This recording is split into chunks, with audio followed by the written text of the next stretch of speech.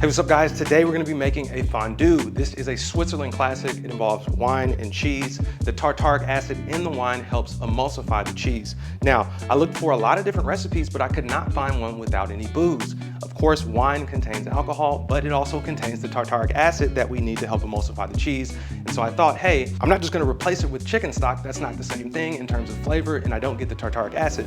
But I did find something called alcohol removed wine. And for those who choose not to drink or can't drink, this is a great option in terms of you making a fondue. We're gonna be able to get the tartaric acid, but we're not gonna have the booze in it. The alcohol has been removed through a filtration system, and it's at about 0.5%. So that's 1/2 of a whole percent. This is similar to a kombucha. Me in particular, I'm not a big mocktail guy. I'm not an alcohol removed wine guy. So it wouldn't be anything that I would particularly drink just on its own, but it serves a purpose within this dish, and we were able to keep the true nature of the dish where it is wine, it is cheese, without compromising my choice not to drink or your choice not to drink. So let's begin. All right, so the first ingredient is obviously cheese. Here I have a Gruyere, and then I have, and I cannot pronounce this, Emmentaler.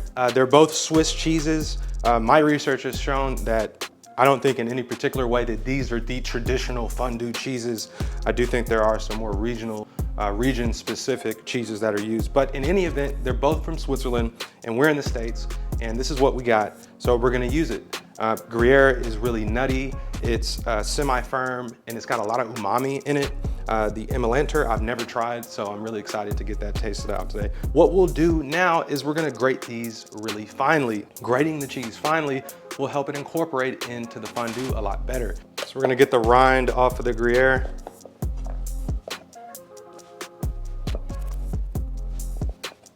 All right, and forgive me for the mispronunciation of this cheese. Yeah, I mean, it smells really similar to Gruyere. Try a little piece. So I think where Gruyere is really sharp and sort of really nutty, this is like almost tannic. It's got sort of the same background notes as Gruyere, but it's much more closer to Swiss. Like I said, we're gonna do a very fine grate on this. All right, so there are our two cheeses. We've got the Gruyere and we've got the Emmentaler. We're gonna set these to the side as we prepare to gelatinize the cornstarch. All right, so we're gonna take 1/4 of a cup of our wine, and we're gonna take a teaspoon of our cornstarch, and we're gonna thoroughly combine these. What we're doing when we gelatinize the cornstarch is activating the starch's ability to cling on to things and keep things emulsified, and in this case, the fondue. So we've got this well incorporated, and we just wanna bring the cornstarch slurry up to 203. That is when the cornstarch gelatinizes and when it's activated, so to speak. All right, so essentially we wanna bring this to a boil and probably hold it. We wanna continue to stir. Look how quickly that gels. Bring that up to 203. I saw this trick when a guy was making cacio e pepe, and it helped it stay stable and fully emulsified. So give this another minute or two. And so we do this instead of coating the cheese in the cornstarch, which at that point, even after we add it in to the fondue, is not yet activated until it gets to 203. And so if we're only gonna bring this cheese up to 150 Fahrenheit, then we're at a little bit of a loss in terms of how the cornstarch is going to act as a stabilizer and an emulsifier. So we need to do our part to activate the cornstarch, and that is just a matter of using it properly. All right, so we've got a proper gel. We'll go ahead and cut the heat. Okay, so these cheeses will melt at about 150 degrees Fahrenheit. So that is the temperature that we want to keep it at the table. And I'm going to incorporate the rest of the alcohol removed wine.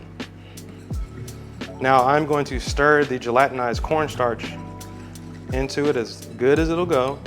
Now we want to bring this wine up to temp, and it's okay if the gelatinized mixture doesn't fully incorporate as perfectly as you like. Just get it good and stirred up. Now you don't want to lose too much wine to evaporation, so we're going to go ahead and start adding in the cheese. Now it's mostly dissolved. Now we're gonna start going in with the cheese little by little. We've got a lot of cheese to incorporate. And don't forget, we're gonna add in our lemon juice. The citric acid is also gonna help the cheese emulsify. All right, now I'm gonna add in the final bits of cheese.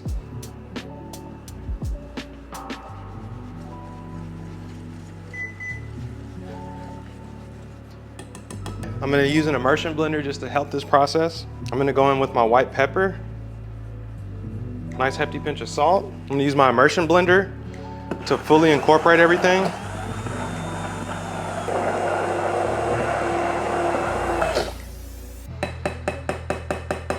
I'm gonna kick the heat up just a little bit. All right, so right now we're at about 185. It's starting to do the long strands. It really honestly takes a little bit longer than you'd expect. You just think like, oh, this is cheese, it's just gonna melt immediately. You gotta get everything sort of up to temperature. You wanna make your adjustments, it's actually kind of sweet. I'm gonna go in with just a little bit more lemon juice. I just need a bit more of a punch. Man, just a touch of salt. The umami's through the roof. All right, and we did it alcohol-free, and that's exactly what we like to see. All right, guys, so let's see how it tastes. We did a lot of work to get here, so let's see if we did the thing. All right, we got some beautiful cheese ribbons. Love it. It's velvety smooth, fully emulsified.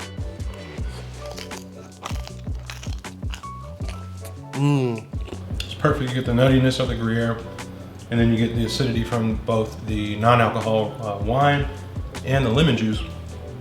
Crusty bread, it's perfect.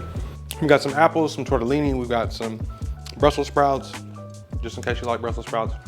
Everything pairs so perfectly. I'm gonna do a little bit of apple.